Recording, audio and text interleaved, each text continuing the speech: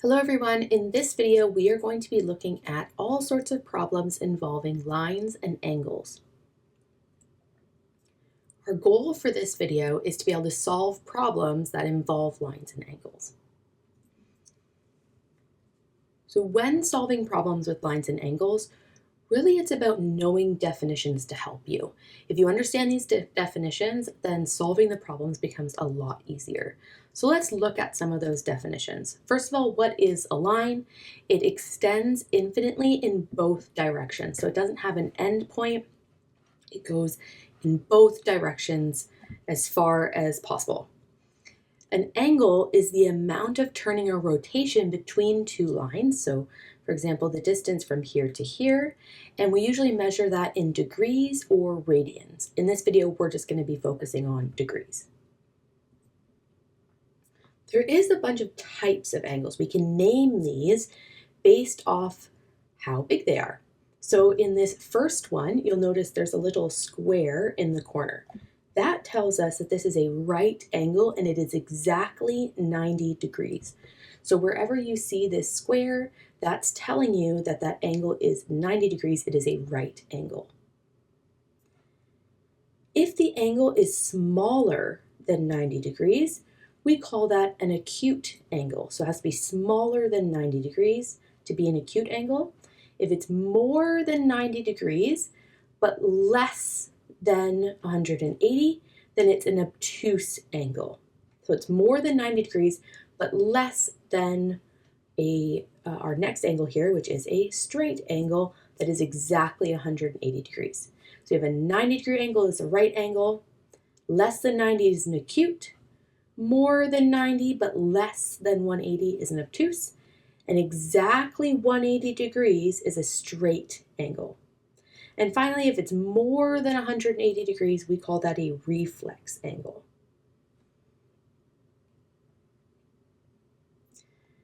So let's practice naming these angles. I want you to pause the video, name them, and then start it up again when you're ready.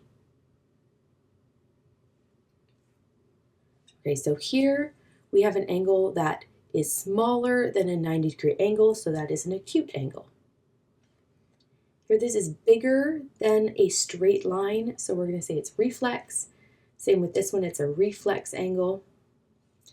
Now down here, this is a straight line, so we're going to call that a straight angle. This little box tells me it is exactly 90 degrees, so it is a right angle. And this one's bigger than 90 degrees, but not bigger than a straight, so we call that an obtuse angle.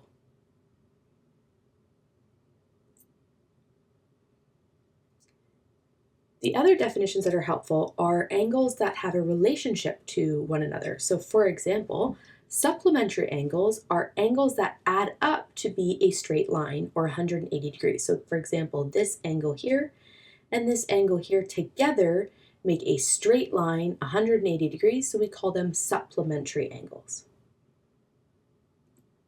If they add up together to be a right angle, we call that a complementary angle. So if they're complementary, then the two angles together add up to 90 degrees. So let's use our knowledge that we've gained so far of lines and angles to solve for the missing angle in this photo.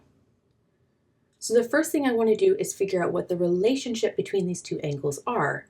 In this case, they make a straight line, meaning that they are a supplementary angle, and together they will add up to 180 degrees. So if I know they'll add up to 180 degrees, then to solve for this angle, I can do 180 minus 47 degrees. And that tells me it is 133 degrees here. In this example here, I see that I have that box in the corner, which tells me that these are complementary angles. They will add up to 90 degrees. So I'm going to do 90 minus 27 to figure out the missing angle, and I get 63 degrees. Okay, so I want you to pause the video, try these two out, and then start it up again when you're ready.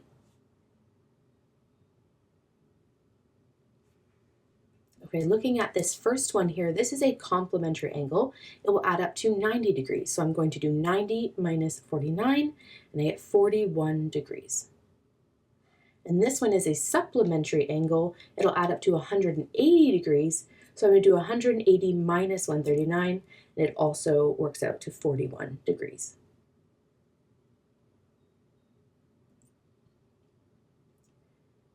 Another relationship we know is that triangles, which are made up of 3 sides and 3 angles, their angles also add up to 180 degrees. And we can use that information to help us solve for a missing angle in a triangle.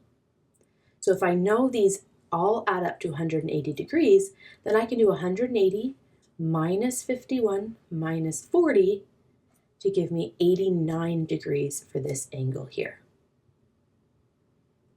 Okay, you try this one, pause the video, and start it up again when you're ready.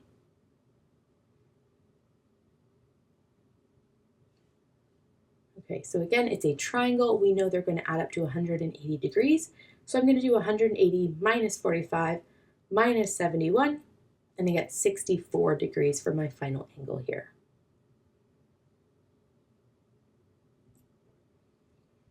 Let's look at some types of lines.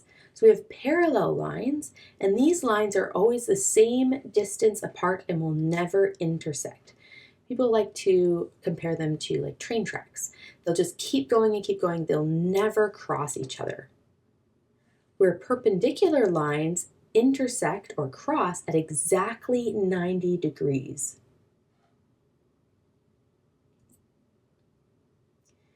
When we have lines that intersect, there's some relationships between these lines that can help us with angles as well.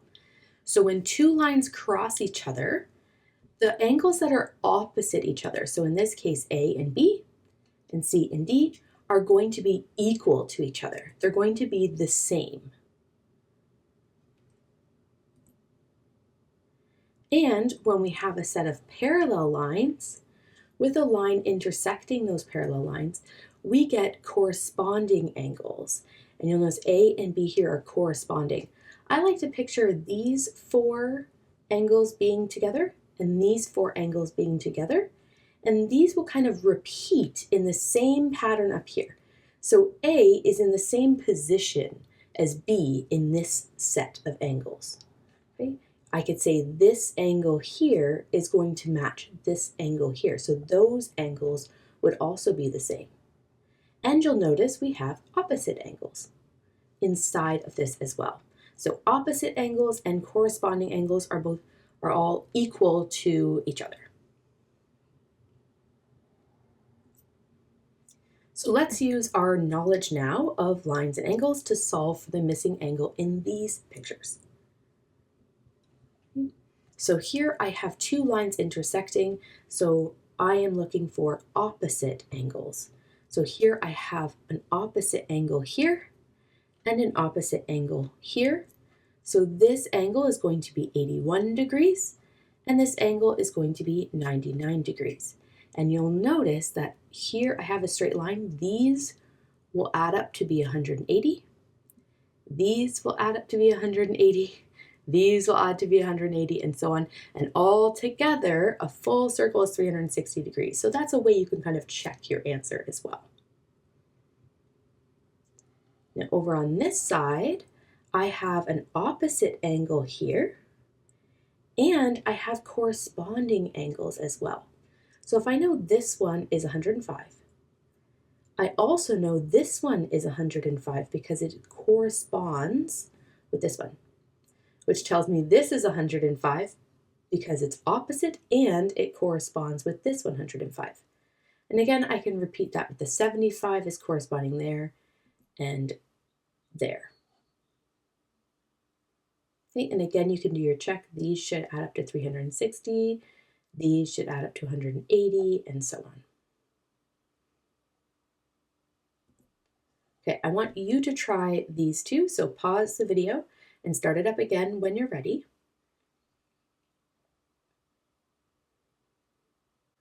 Okay, so I have some opposite angles here. This is going to be 49 degrees and this is going to be 131. And then on this side, I have opposite angles and corresponding angles. I can see that this one is going to be 112 because it's opposite here, which then allows me to fill in here and here. I could also know that this is going to be 180 and solve for that as well. And then 68 comes up here and here.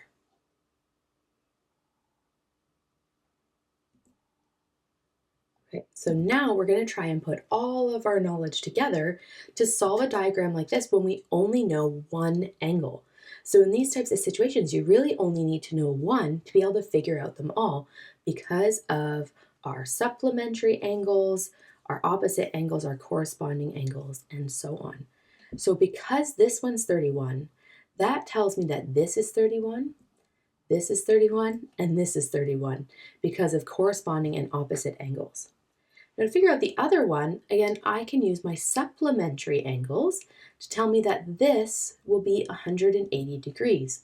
So I'm going to do 180 minus 31 to tell me that this is going to be 149, which using our opposite and corresponding angle rules, we can fill in the rest of the chart.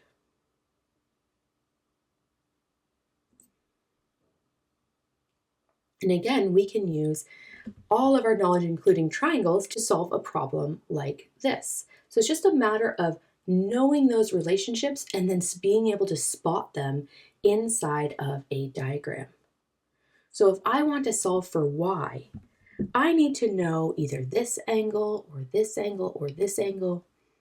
And I know that this here is a triangle, so I'm going to try and find this angle. But in order to know this angle, I need to know this angle. And so I need to kind of try and fill out the information that I know. I can figure out this angle because this is going to be a supplementary angle. So I can do 180 minus 151 to tell me that's 29 degrees. And now I have a triangle here, which should add up to 180 degrees. So I'm going to do 180 minus 29 minus 93 to tell me that this angle is 58 degrees. And again, we can use our supplementary rule to say that this is going to be 180 degrees. So I'm going to do 180 minus 58, which is 122. So our y is 122 degrees.